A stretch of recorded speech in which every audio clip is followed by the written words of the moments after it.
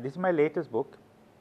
It's actually it's the first time in my life that I've actually set a novel anywhere in India. In fact, this one is set in Bangalore. And the thing was occurred to me that because I write both in English and in Swedish, which is my native tongue. When I was thinking about what books to write next, it occurred to me that I've been living in Bangalore for such a long time that my memories of Sweden, if I would set a novel in a country like Sweden, would be the memories of what Sweden was like in the 1990s, like in the last millennium. So it would be like a historical novel, like a world without cell phones and a world, almost before internet was there and all these kind of things. And the only place that I really know very well, I mean, as a know in the sense that I'm, up to date with the place, is Bangalore. And Bangalore is like a fascinating city. I've been living here for some 15 years and watched it grow tremendously in these 15 years. So I started thinking about this idea whether to actually how to write a Bangalore novel. And I set it before me as a kind of challenge, one can say. And it occurred to me that, like many of my writer friends, they write about themselves, or like not about themselves, but about people similar to themselves and in similar social circumstances.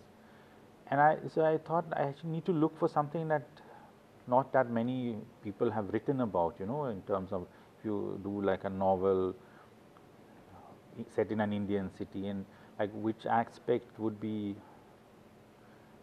there, for me to pick up as a subject.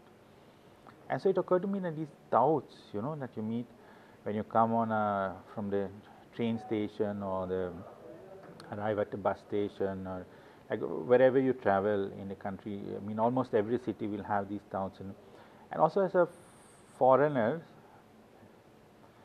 I do meet more than my fair share of these because I travel a lot, and I've encountered many like wonderful towns. I remember one in New Delhi was really great. He was trying to sell me tickets for his like Ravi Shankar concert, and I mean he took me for tea and we sat down in a small place, and he was very good at talking. Like he was very suave and he's like a smooth talker, and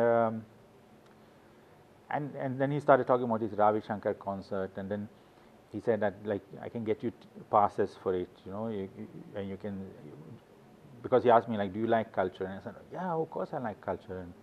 And he said like, do you like Ravi Shankar? Yes, Ravi Shankar, fantastic. And he said, would you like to see him? And I said, of course. And then he said, okay, I can get you these passes, but they're like some 300 or whatever.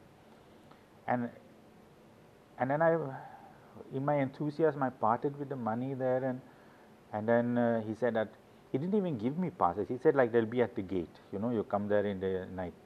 And then at some point, it occurred to me that hasn't Ravi Shankar passed away already? And then I realized that this guy has been selling me tickets for some kind of reincarnation of Ravi Shankar type of concert. I don't know what it was. It was like, but he was very clever. Like he almost talked me into parting with my. So these kind of characters one often meet, and I thought like, who has ever written a novel about them? Because mostly they're seen as a nuisance. So then I came up with the idea of Mr. Majestic, like a person who he's a really creative, clever person who is just trying to make a living as a tout, and as with a little bit of scams and a little bit of this kind of things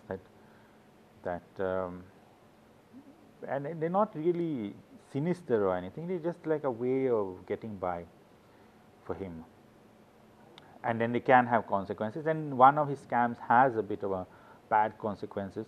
And then he realizes that he's called to set things straight. I mean, he gets like a chance to redeem himself, and that chance is like which propels him to become a detective, and that's like the plot engine in the story when he tries to undo one of his own scams and act as a kind of detective protagonist. And it was like I felt like a great way of exploring the city, because that kind of character who is street smart, it gives you opportunities to go almost like into any place in the city, any part of the city, all over the place, and so yeah, so that's like how these ideas flow, and in the end it became very sort of popular, humorous, suspenseful novel out of all these um,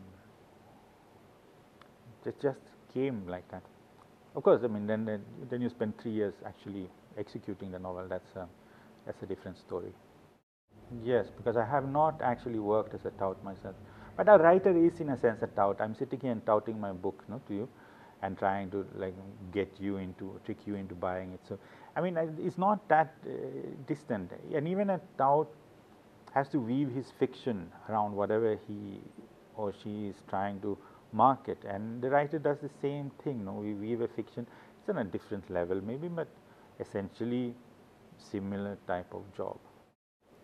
Yeah. He has like he has an uncle who is not his uncle, but who is a man who brought him up, because he's called Mr. Majestic actually because he was found on a cinema seat in the Majestic theater, which has now been torn down. But it was, when I started working on the book, it was still there, and it's also the same theater which that whole Majestic area has its name after, and people still say Majestic, although that theater is not there, but they say let's go to Majestic, but of course there's only a pit there where they're going to build some shopping mall or something like that. But so Harry Majestic, who is the protagonist, he was found on the seat C16 in the third row by the cinema cleaning lady, and somebody had just abandoned him there, and the cleaning lady took him home, and then she was a car ran over her, some drunk driver, typical Bangalore thing, and when she passed away, this uncle who knew her, was a friend of her, took over Harry, and he's a bit of a what should I say?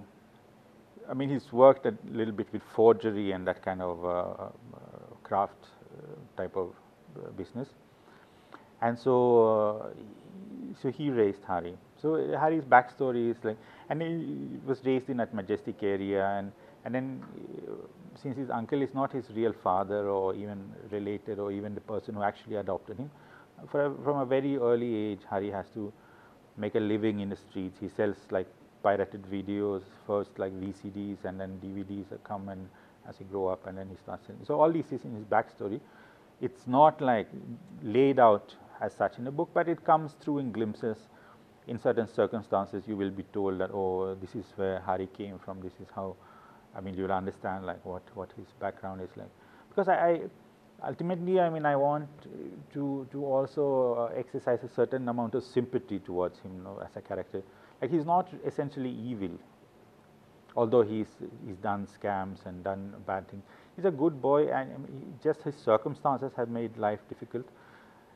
And in the book, he gets a chance to redeem himself and become a hero, because in his imagination, he sees himself potentially as one of these, heroes on the big cinema screen who dance through their adventures and all that.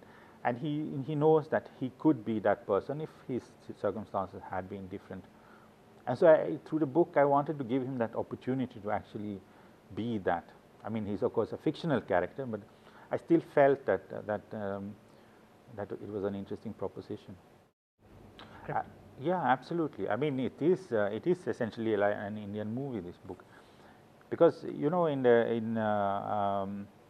say like a Western tradition of fiction or cinema or something like that, there's a much more stronger emphasis on a certain unity of the the plot of the circumstances of the film, and so like a comedy is a comedy. It can't be like a serious film, or it can't be an action film. It can have a little bit of romance in it or something like that, but it's not essentially a romantic film. A romantic film is a very romantic film. You won't have any comedy in that. You won't have much violence or anything.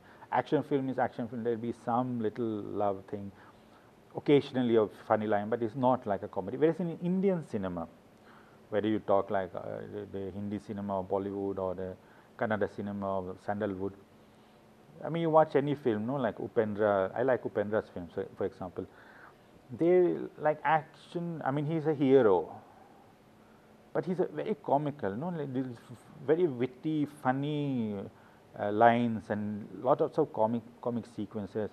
And there's also like romance and everything. So everything is possible, like in this Indian creative context. Like you can have as equal amounts of humor, equal amounts of action, equal amount of romance in the film, and that's fine. There won't be any critics won't say that what is this? This is not a comedy. I mean, there's so much serious things. You know, this is not a action film. They're making so much fun. You know, like Western critics would react like that, but in India, people accept that because that's, you know, we've grown up watching these films and we enjoy it this way. You know, so this is how we want it. So I just thought, like in literature also, that same should be possible. And so that way also one can view this as a kind of experimental book, you know, trying to uh, see like where the limits of fiction are in terms of, you know, blending, because it has horror elements also, because it's a thriller detective story, and it has there's also a kind of romantic angle in it as well as the comedy at the bottom of it, and it's a serious novel as well. So I try to see if one can put all these things, you know, into the one and same book.